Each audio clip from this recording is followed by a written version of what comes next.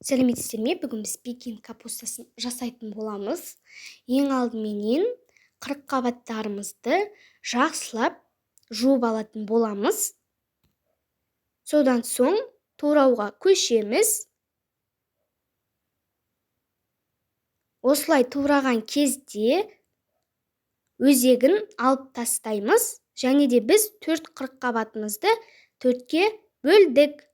Қалғандарын да дәл солай мен айтқандай турап алатын боламыз.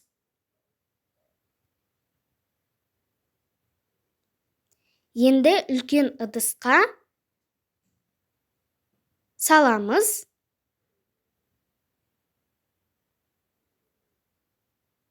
Міне осылай орналастырамыз. Жайғастырамыз. Одан соң 2 литр суымызға 4 ас қасық тұзымызды саламыз. Араластырамыз. Қырыққабаттарымызға құямыз. Бұл аз.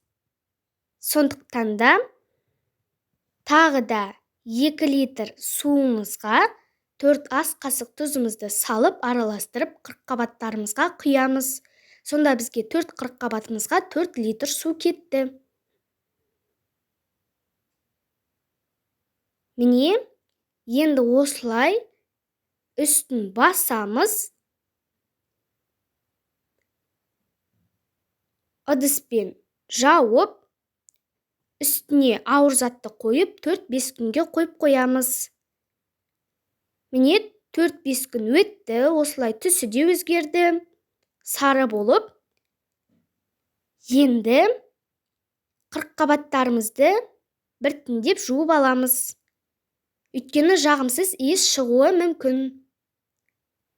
Міне біздің қырыққабаттарымыз майыстырса сынбайды, тұзы әбден сіңген.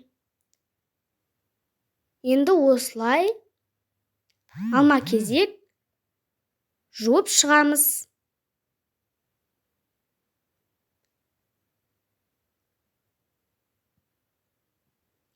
Енді осылай кобраны саламыз. Сіздер өздеріңіз жасасаңыздар да болады, бірақ біз дүкеннен алғанды жөн көрдік.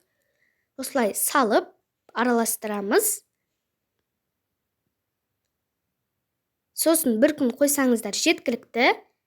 Міне дайын, міндетті түрде жасап көріңіздер. Әртүрлі тағамдармен жеуге де болады. Өте керемет болып шығады. Сіздерге кеңес беремін. Міндетті түрде жасап көріңіздер. Сіздерге жасауға сәттілік тілеймін. Видеоның соңына дейін қарағандарыңызға рахмет. Ас болсын.